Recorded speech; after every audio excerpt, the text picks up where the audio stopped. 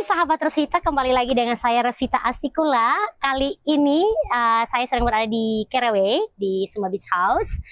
Dan saya tidak sendiri. Di akhir tahun ini, saya mau dedikasikan podcast ini untuk salah satu idola saya, The Waterman.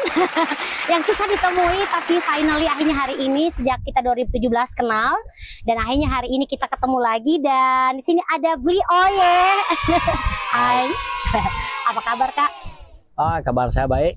Baik. Walaupun musim hujan dingin, ya masih tetap baik. Dan masih senang berada di Sumba, melihat kondisi alam dan terutama lautnya. Betul. Nah, ngomong tentang laut, Kak Oye itu punya power juga seperti sahabatnya laut ya. Kak Oye, kenapa tadi saya buka dengan Waterman? Jadi sosok yang luar biasa ini, teman-teman, juga yang sangat mengharumkan Indonesia, ya, champions itu di bidang olahraga.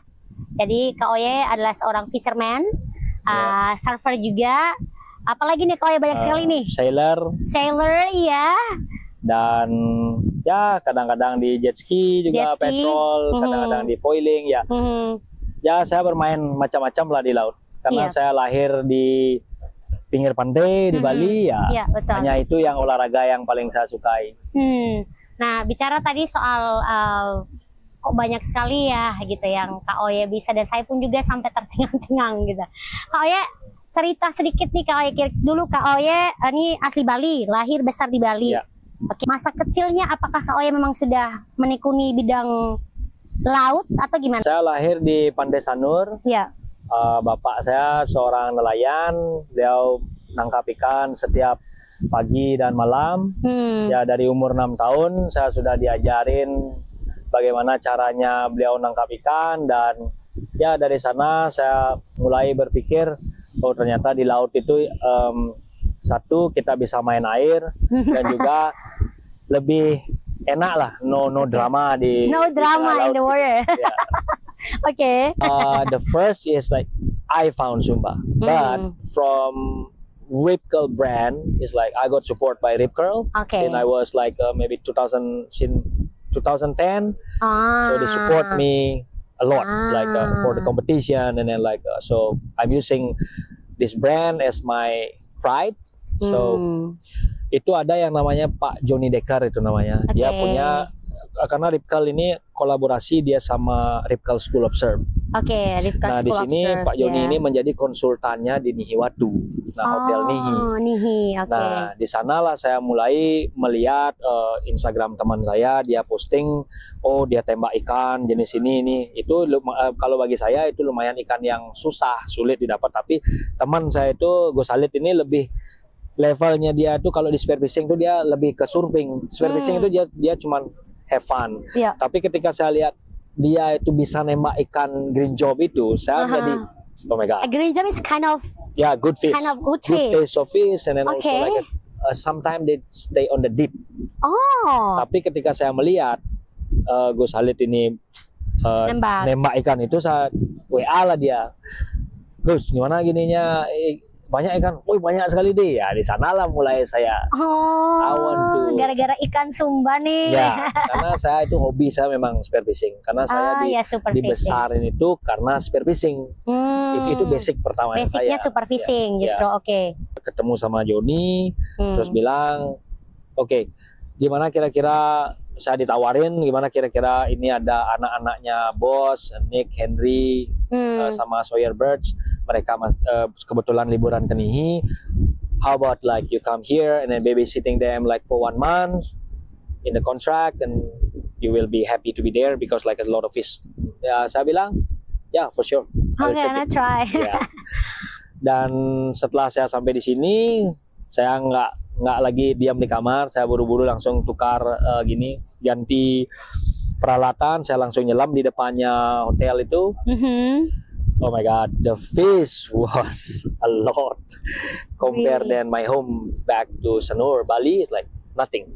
Kita udah overfishing di sana. Overfishing di Bali. Makanya ikannya udah sulit. 1 bulan saya babysitting the boys. Akhirnya saya dikasih tawaran buat 1 years contract. Tapi saya harus diskusi juga kembali ke PB Pusat Porlasi karena status saya pada saat itu masih menjadi atlet. Jadi saya lumayan dilema, saya harus mengejar impian saya yang di spearfishing ini atau saya harus melanjutkan karir saya menjadi atlet. Itu lumayan berat, keputusan yang lumayan berat bagi saya untuk memilih keduanya karena saya masih senang keduanya. Cuman kalau dibilang saya mau tetap melanjutkan di atlet, berarti saya tidak boleh, saya harus fokus di latihan. Training itu setiap hari harus latihan. Makanya setelah 2 bulan saya berpikir, jadi saya memutuskan untuk retire dan saya bilang ke PB bahwa oke, ini medali emas terakhir saya di bidang kitesurfing. Saya akan menutup karir saya dan saya akan memberikan kesempatan kepada generasi baru, generasi penerus untuk menjadi juara-juara yang baru. Wow, itu masih sangat muda, 2017 mungkin 8 tahun yang lalu, berarti sekarang 30 tahun. Saya sudah pensiun di 30 tahun.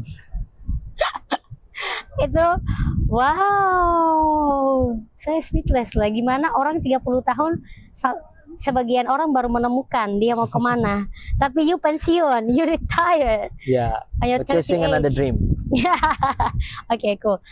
So Kak Oye ini akhirnya bertahan sampai 8 tahun sampai saat ini, you still at Nihi gitu ya. Dan I saw Kak Oye tadi kalau misalnya menang medali emas gitu kan, Kak Oye di PON, terus juga kemarin baru balik dari UK, right?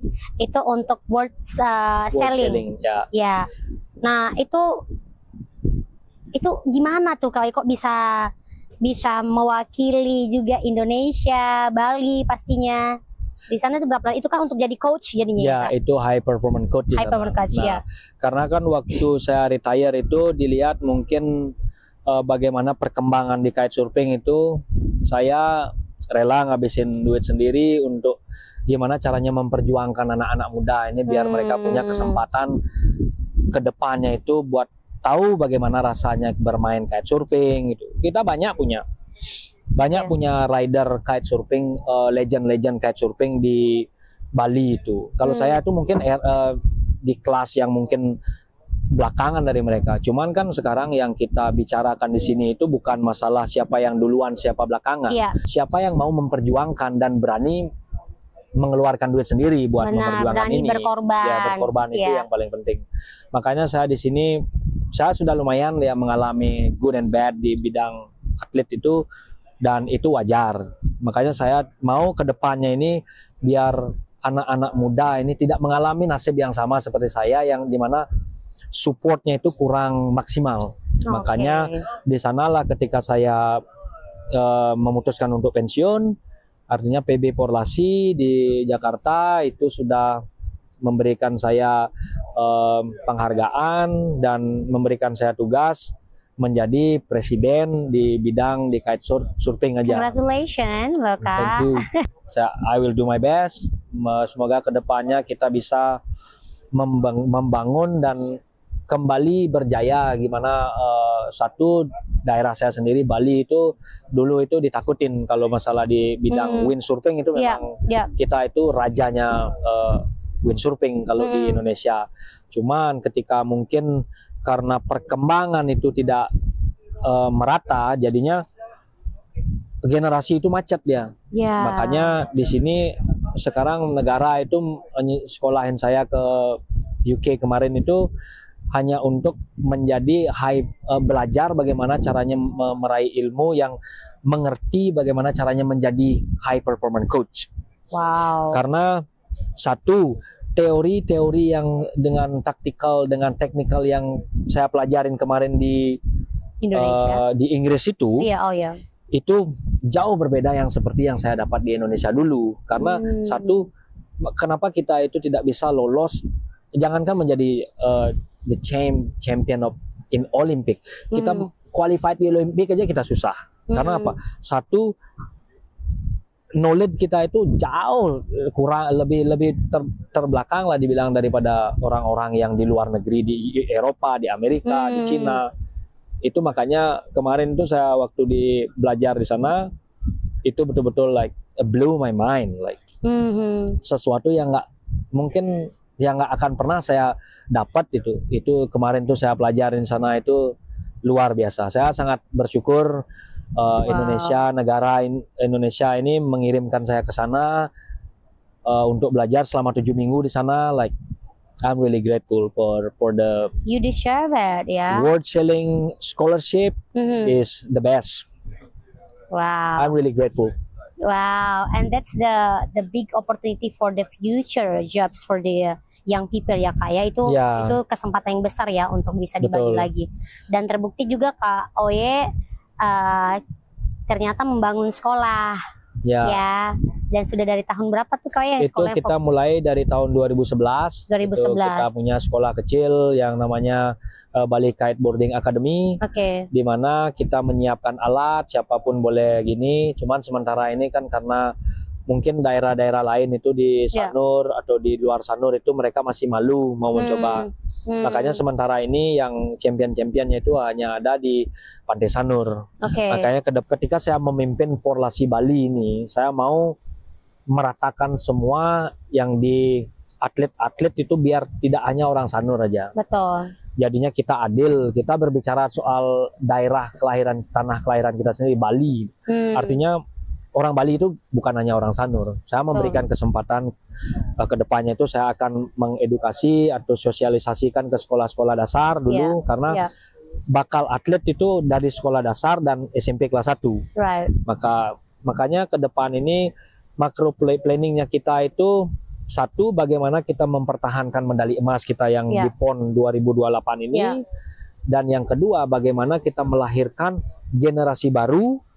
Dan yang ketiga, women division ini, kelas cewek ini, kita harus tetap pertahankan. Karena di luar negeri sana, itu tidak ada yang namanya, oh ini kelas cewek, kelas cowok. Kita itu sama, saya mau kita itu adil. Cewek cowok itu kita akan lebih inklusif. Ya, pasti. Wow, you did a lot of things already Kak. Oke, nah bicara kita kembali tadi Dani soal prestasi dan juga yang sudah dititahkan nih Kak Oye untuk Indonesia dan juga untuk generasi berikutnya, jadi dan juga bisa mendapat kesempatan di dunia internasional. Itu tidak semua orang mengalami itu gitu. Nah, kalau Kak Oye selama ini di Sumba, kira-kira nih Kak Oye melihat karena Kak Oye selama di NIHI juga bekerja dengan saudara-saudara kita dari Sumba gitu. Nah, di situ muncul bakat-bakat kan Kak Oye juga bisa lihat gitu. Kira-kira nih Kak Oye gitu kan untuk jadi kesempatan bahwa pekerjaan di dunia kelautan berpotensi tidak untuk saudara-saudara kita di Sumba ini juga untuk itu Kak Oye? Kalau saya, menurut saya pribadi, selama 8 tahun saya di Sumba ini, satu, apa yang membuat saya itu seperti I feel home here. Everyone is like really welcoming dan no drama. Itu yang paling saya suka. Mereka itu sangat care sama saya di sini. Saya dijamu dengan baik. Setiap ke rumah-rumah mereka diundang. Nah, kalau berbicara dengan masalah potensi, of course, mereka itu lahir di pinggir pantai, sama seperti bagaimana saya itu waktu kecil itu. Bali itu seperti ini. Makanya Sumba ini mengingatkan saya itu waktu masa kecil saya di Bali.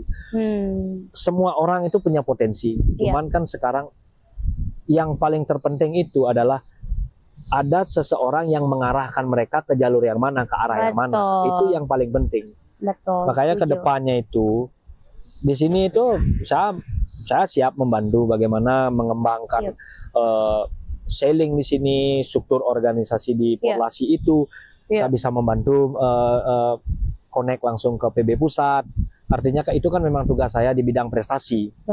Nah, makanya ke depannya itu mungkin lagi tahun depan ini atau lagi 4 tahun NTT itu kan sudah menjadi tuan rumahnya PON. Jadi mulai tahun depan ini kita udah harus mempersiapkan. Saya udah connect beberapa orang asli lokal Sumba yang dimana ya mungkin kita akan membantu, mungkin fasilitas, mungkin atlet atau mungkin coach. Ya kita artinya kita spreading lah biar Indonesia ini banyak punya atlet-atlet baru yang mungkin suatu saat nanti kita bisa mewakili negara kita walaupun bukan orang dari Bali atau dari Jakarta atau dari mana. Sharing the skills ya, itu very important ya. Melihat laut nih tadi menarik pas kau ya menyebutkan bahwa ikannya itu yang membuat kau itu datang di Sumba gitu. Keindahan apa sih di bawah laut kalau kau ya melihat langsung ini yang kau ya mungkin menurut kau ya cuma ada di Sumba tahu asli gitu. Yang untuk di lautnya Sumba nih. Kalau menurut saya satu yang paling membuat saya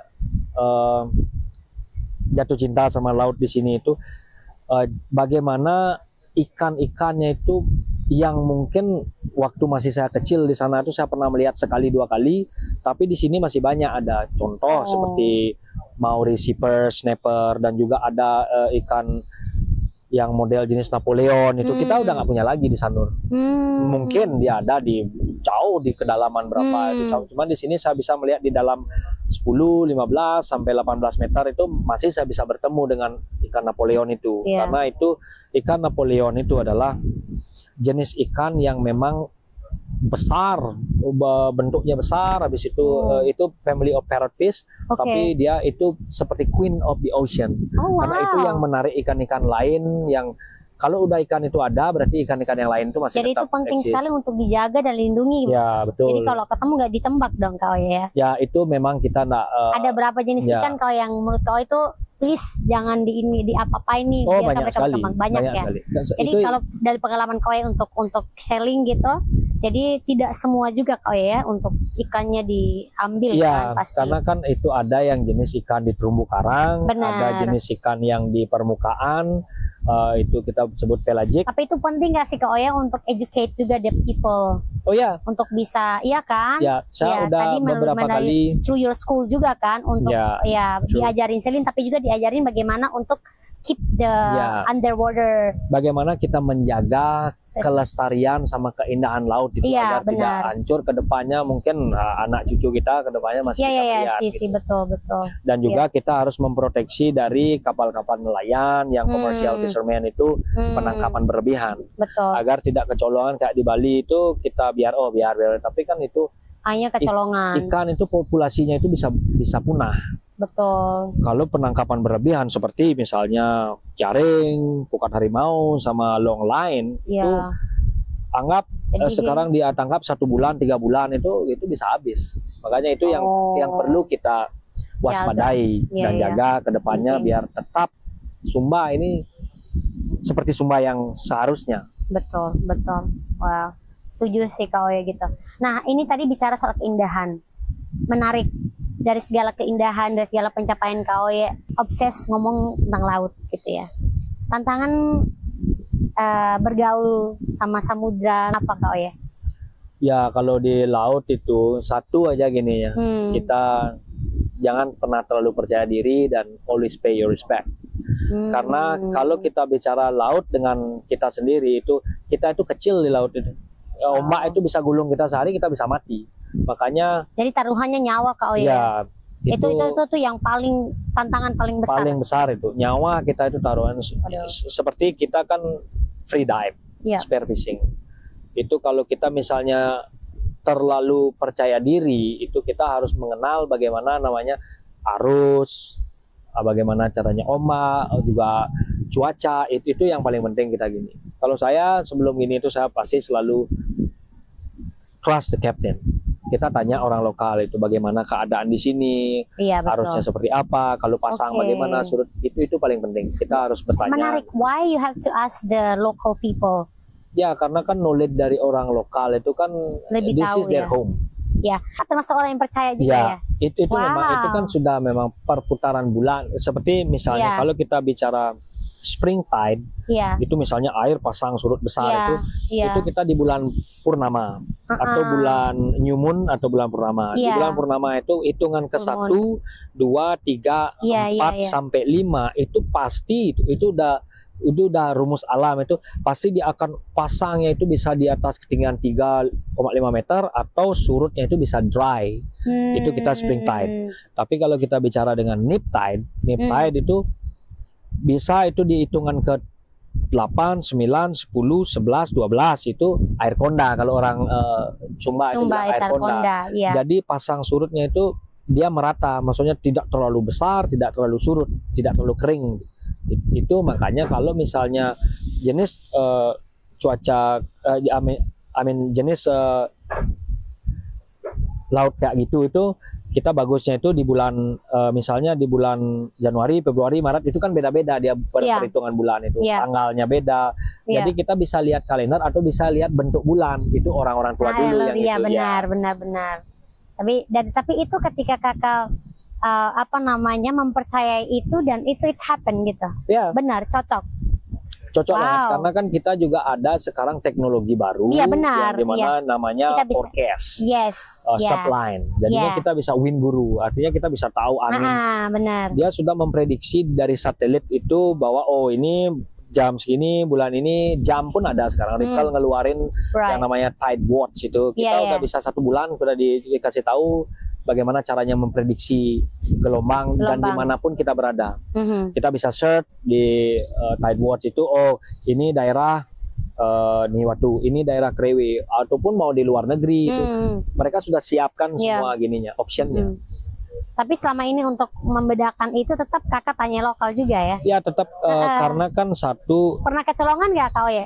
Ya sering, karena kan kita kalau gini itu yang saya bilang tadi itu kita terkadang sedikit ego, oh ini lautnya seperti itu. Cuman kan kita tidak tahu ketika kita menyelam itu ada yang namanya arus atas, ada yang namanya arus bawah.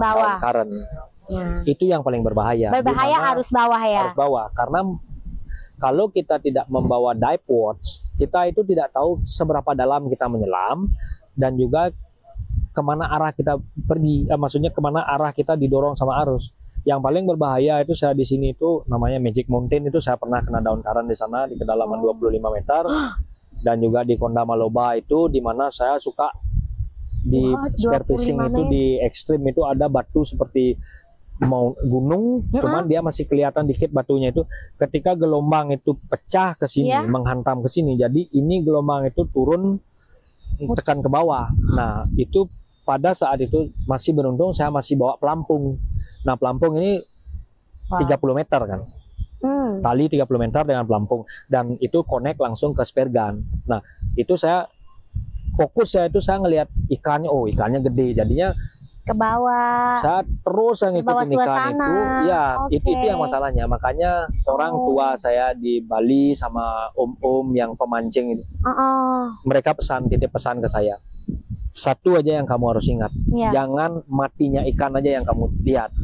Artinya jangan fokus ke ikan aja yang kamu mau bunuh ikan, tapi lihat juga matimu nanti. Makanya itu kamu harus hati-hati, di mana kamu seharusnya tahu limitnya kamu sendiri itu, tapi kamu masih mengejar ikan tuh. Dia berenang di laut, itu rumahnya dia. Tapi kalau kamu hitungannya tidak bernapas dalam hitungan menit, kamu sudah go home. Wow, and what happened at the time? Hanya tiba-tiba sadar gitu langsung? Waktu itu saya masih bisa menyelamatkan diri. Saya lepas weight belt saya karena saya sudah saya sadar itu ketika tali itu sudah mulai kencang, berarti itu sudah di kedalaman 30 meter. Iya. Tapi ketika saya noleh ke atas itu sudah like dark, karena 30 meter itu lumayan gelap itu Kak. Kalau kita di dalaman sana, kita nggak pakai tangki, jadinya saya lepas weight belt saya buang, saya naiklah pakai gini, jadi lebih gini karena gravitasi itu sudah lepas, kita nggak kena gaya gravitasi itu di kedalaman 15 meter itu sudah kita udah berat kita, tidak ada lagi tekanan, dia malah keturun dia. Makanya di sana saya masih bisa selamat, cuman lagi saya punya kesalahan lagi di Magic Mountain. Itu saya tembak tuna gigi anjing, kita kalau di bahasa Inggrisnya itu dogtooth tuna. Itu kalau bisa kita menjadi profesional spear fisher itu tropinya. Artinya itu adalah piala kita itu. Kalau kita dapat nembak itu, kita bisa fight dengan itu lama sampai kita bisa landed di boat, that's a pride. Itu adalah trofi. Nah itu pada saat itu saya tidak menggunakan pelampung. Ketika saya tembak, ikannya lari, reel tali yang di dalam reel yang panjangnya 90 meter itu habis dalam hitungan detik. Nah otomatis kan saya di kedalaman 15 meter itu saya punya dua pilihan. I need to go up or I should hold my gun to save my gun. Nah itu yang paling saya itu lumayan itu total itu di jam saya itu 3 menit di bawah saya tahan napas itu saya udah nggak kuat, akhirnya saya tarik ikannya gini, saya pas ke atas itu udah mulailah saya close to blackout. Oh no. Makanya itu yang paling momen yang paling betul-betul mengerikan bagi saya itu. Kalau bicara tapi nggak mati, buat tobat ya. Ya kembali lagi. Tapi kita belajar dari kesalahan. Waktu itu tuh saya ngelihat waktu saya tutup mata itu sudah putih warnanya. Wow. Artinya itu saya udah mikir oke, ini limitnya saya itu seperti ini. Makanya dari sana saya belajar. Itu that's important, knows to limit. Iya. Oke. Karena kita manusia bukan ikan gitu. Nggak pantas kita lama-lama di bawah laut tanpa oksigen gitu. Wow, crazy. Oh my god. Jadi mungkin orang itu ya, mereka hanya mengenal Kak Oye sebagai oh wow, the waterman gitu ya, the champion, dia udah kesini kemana gitu kan, di international. Dan juga Kak Oye juga sering mendampingi juga dengan orang-orang tokoh-tokoh dunia gitu. Siapa aja nih Kak Oye? Oh ya, banyak sekali kan. Itulah yang saya bilang, saya bersyukur sekali bisa bekerja sebagai waterman di Nihiwatu, dan saya bisa mengenal orang-orang hebat di seluruh dunia. Seperti ya yang paling saya kagum itu adalah David Beckham. Iya, David Beckham. Beliau sangat ramah dan very humble. Iya, benar. So ada Kelly Slater, 11 kali juara dunia di bidang surfing. Mereka semua surfingnya juga. David surfing juga, David Beckham. Belajar ya surfing. Belajar ya dia waktu itu ya datang 2018 ya sama itu dinner. Ada 2019. Iya benar betul. Oh wow. Dan saat ini juga kita bicara soal ini ya Koye. Believe or not, juga Koye punya privilege gitu ya terkait dengan pekerjaan dan bakat Kak Oye ini dengan talentanya, bagaimana juga menjaga koneksi gitu ya. Itu seberapa penting sih Kak Oye menjaga koneksi ini gitu? Kalau menurut saya sih koneksi itu adalah poin paling penting itu. Karena apa? Kita koneksi itu sama reputasi itu wajib gitu kita gini. Karena apa? Kedepannya, kalau kita sudah dari koneksi awal itu sudah baik, tadinya hubungan ke depan itu kita masih bisa keep in touch, dan kedepannya itu ya kita namanya manusia kan pasti aja pernah akan perlu bantuan. Jadinya kita harus tahu siapa yang perlu kita take care, siapa yang harus kita peduliin yang di sekitar kita. Itu sangat penting itu Kak. I'm so proud of you, brother. Thank you. Ini sumpah lagi nih Kak Oye. Sumpah Kak Oye, kalau saya pribadi bicara soal alam, saya bisa dengan sangat optimis dan percaya diri bahwa saya salah satu orang yang sangat-sangat mencintai laut. Tapi mungkin saya tidak bekerja seperti Kak Oye ya gitu ya. Saya mungkin les gitu, belajar renang aja masih belum lolos gitu Kak Oye ya. Nah, dan biasanya setelah umur 8 tahun saya mulai melihat ada guru-guru saya di sana yang bermain selancar angin. Di sanalah Bapak nitipin saya dan saya ketemu sama champion-championnya Asia itu dari Sanur. Dari kecil udah ketemu champion. Ya, itu namanya Oka Sulaksana, Pak Mangkuweta, sama banyak lagi yang gini legend-legendnya di sana.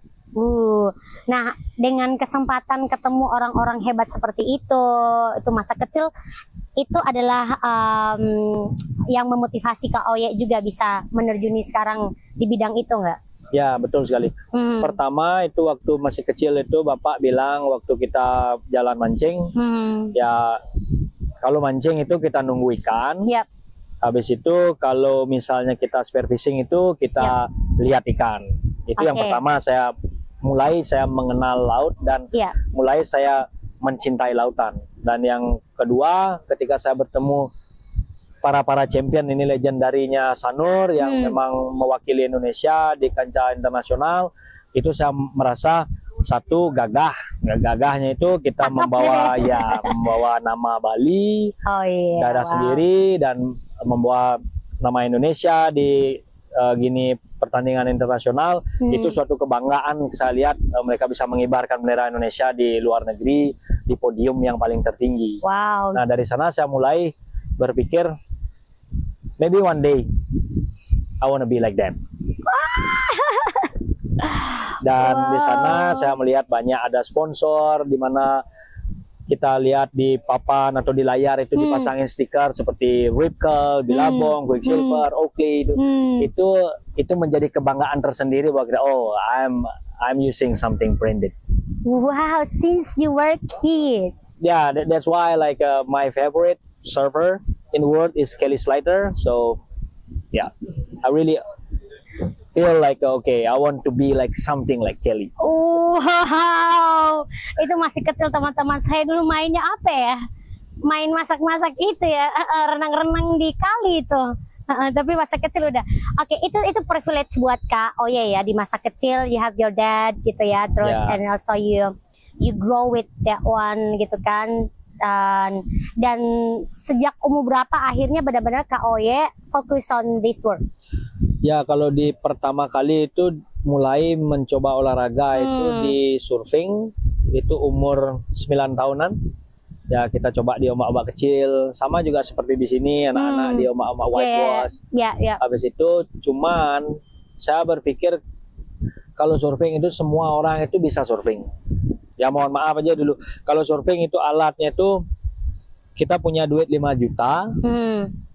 Kita udah bisa beli papan, tapi ketika saya melihat peluangnya untuk menjadi juara itu sulit kita kalau di Bali itu, karena teman-teman saya yang pro di Kuta itu mereka supportnya full dan juga fasilitas ada. Kalau kita di Sanur itu kan masih ombaknya kita jauh dan juga sponsor itu lebih sedikit. Jadi kita masih individu, kita sendiri-sendiri beli alatnya. Nah, ketika saya melihat di sini ada peluang di Sanur itu bahwa sailing club itu Porlasi itu, Porlasi itu Persatuan Olahraga Layar Seluruh Indonesia itu, kita di provinsi itu masing-masing kita punya Porlasi dan kebetulan itu di Pandai Sanur. Nah di sanalah saya mulai berpikir kenapa saya nggak coba yang sesuatu yang berbeda. Oke, mungkin lebih berat dan lebih mahal, tapi kita kan sudah disupport oleh satu provinsi, daerah masing-masing dan juga negara. Makanya di sana saya punya kesempatan buat mencoba dan akhirnya saya berpikir oke, mungkin ini yang satu olahraga yang bisa membuat saya itu meraih mimpi saya ke depan. Tahun berapa itu Kak Oye akhirnya mikir itu? Itu pertama itu tahun, kalau nggak salah saya pertama kali saya ikut pertandingan itu dari belajar itu kan 8 tahun itu. Pertama kali pertandingan itu saya ikut di tahun 99 itu kita naik bus itu ke Jakarta rame-rame itu pasukan Bali dan ya pertama kali saya di Ancol itu main Optimis dulunya karena saya masih kecil. Dan juga pulang dari sana baru saya mulai di windsurfing di tahun 2001. Ya dari sanalah saya mulai mengikuti terus kejuaraan kejurnas, habis itu Sirlanas itu. Ya lumayan lah, saya banyak dapat pengalaman. Wow. Nah, dengan pengalaman seperti itu di usia kalau nggak salah itu mengantarkan juga Kak Oye sebelum kita bicara yang I think so many ini ya, yang kakak bisa yang kakak menang di you are champions, the real champions, right? It was national, international, right? Gitu. And tapi saya penasaran pertama kali finally decided to come to Sumba. When? Saya merasa mendapatkan kembali energi gitu. Karena ketika saya memutuskan untuk datang di pantai saat ini gitu, I feel my cup. Karena saya mau direfill sama energinya laut gitu. Dan ritual itu saya jalankan sampai saat ini. Entah saya duduk atau berenang saja gitu. Dan setelah dari laut itu memang rasanya beda. Betul. Nah pertama, tadi kita sempat sharing sebelum itu ya. Kak Oye Libra, saya Leo. Dan sama-sama saya overthinking juga orangnya, ya kan? Overthinking sebenarnya juga dengan pekerjaannya, dengan tanggung jawab kita masing-masing, kayak gitu. Dan itu saya melihat lebih ringan ketika saya di laut. Yeah, of course. Dan itu menurut saya itu bagian dari my ritual for me. Kak Oya gimana?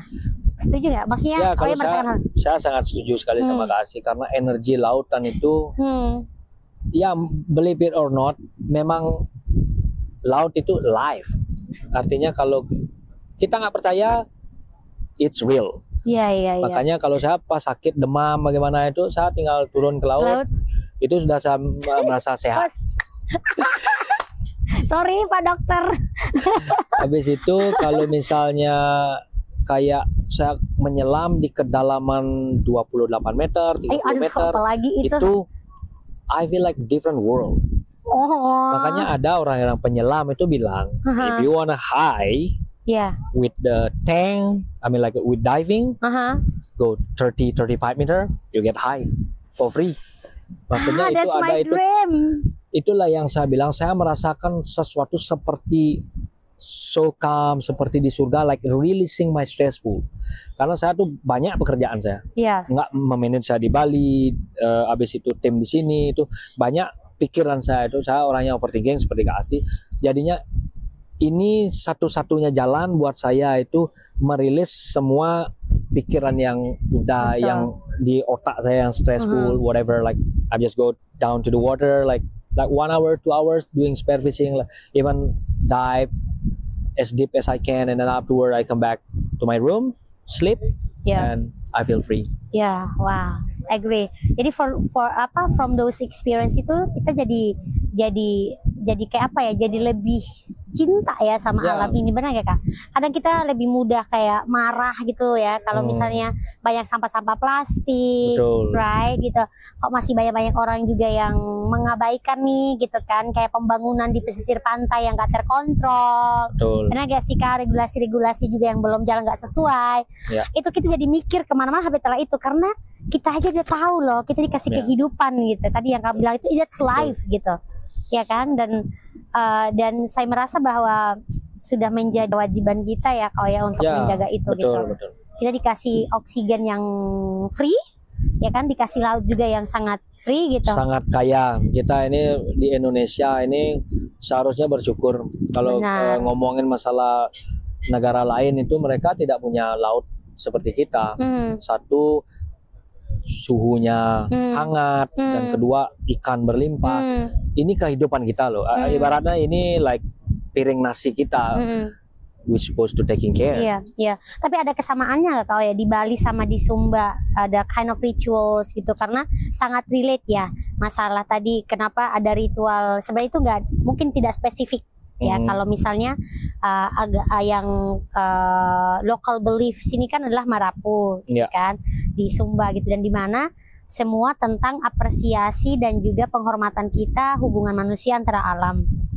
Nah, dan tadi kita sama-sama sepakat bahwa ternyata kita bisa sembuh dengan laut loh gitu. Ya, kita sembuh dengan segala keraguan, dengan salah tadi overthinking dan semuanya gitu. Bahkan yang demam aja lari ke laut, bukan ke dokter gitu. Jadi ada kesamaan tidak Kak Oyen? Ada banget. Makanya waktu saya pas pertama kali di sini tuh, kalau kita kan orang Bali itu biasa makan tuh sebelum kita makan.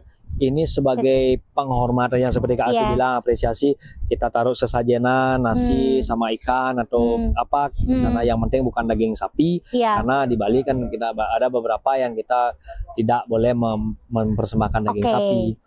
Nah, itu saya ditanyain sama kru, Pak, kok Bapak Marapu ya, kok kasih sajian? Oh enggak, di Bali juga itu kita namanya di sini horo. Horo itu kasih sajian itu horo di sini. Makanya saya mungkin berarti kita sama, mungkin jutaan tahun yang lalu nenek moyang kita berlayar sini, ada yang nyangkut sini, orang Bali nyangkut di sana, orang Sumba nyangkut sini, ya mungkin itu gini. Tapi kan kita percaya, kalau saya tuh percaya banget di mana energi tanah itu ada, karena I can feel it. Karena satu, hanya hati yang tulus bisa merasakan sesuatu yang betul-betul ada. Alami. Ada, benar. Maksudnya kita menganggap mereka itu ada di sana, itu dunia lain kan. Ya, we can feel sometimes your ghost bomb or whatever like. Dan kamu bisa feel safer gitu kan, bisa lebih nyaman, aman juga. Safety-nya juga terjamin, benar nggak? Karena kan kadang safety itu bukan soal apa aja yang kita pakai dan kita bawa, tapi soal mindset, Ya, ya kan, dengan juga your faith here, Ya. ya kan, benar gak sih Kak? Betul, Apalagi yang hidup di air ya, kalau misalnya you don't believe yourself, ya, gak bisa kamu, of course. ya kan, Itu kan down. mempengaruhi. Kalau sekarang kita takut, itu kan Ya. mempengaruhi detak jantung kan. Bagaimana caranya kita mau relax di bawah sana, Ya, stay longer? Kalau misalnya pikiran kita sudah satu takut, oh nanti ada ikan hiu di sana, oh nanti ada ikan paus sana, itu sudah mempengaruhi detak jantung. Berarti kalau kita pas turun, ya, otomatis kan kita cuma bisa menahan nafas itu mungkin beberapa detik, Iya. bukan hitungan menit lagi. iya, Makanya kita harus tenang dan kita harus believe yourself, like knowing what you do. wow. Nih kalau kita bicara soal laut bakal 1 jam 2 jam juga tidak cukup. Tadi sebelum kita take pun udah mau 2 jam kita bahas soal ini. What's your next goals?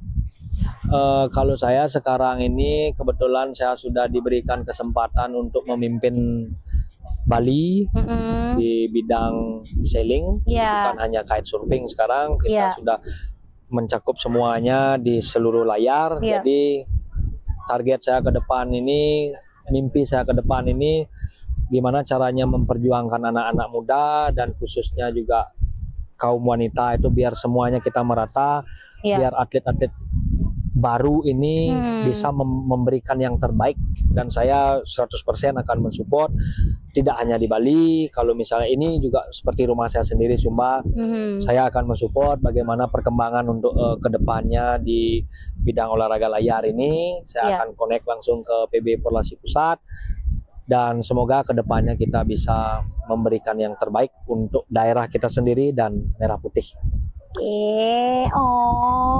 Kak Oya, thank you so much, thank you. Selama 8 tahun juga udah di Sumba gitu ya, dan saya rasa pasti tim your team Itmihi juga gonna miss you a lot, dan mereka sudah belajar banyak di Kak Oya pastinya. Saya berharap dan pasti ada talenta-talenta yang bisa diadopsi sama anak-anak muda dan timnya Kak Oye di Sumba gitu ya. Terus don't be stranger Kak Oye. You always I will be jangan back. lupa ya harus pulang ke Sumba. Thank you so much. Dan Alright. Oke sahabat Revisa, thank you so much. Sampai bye-bye.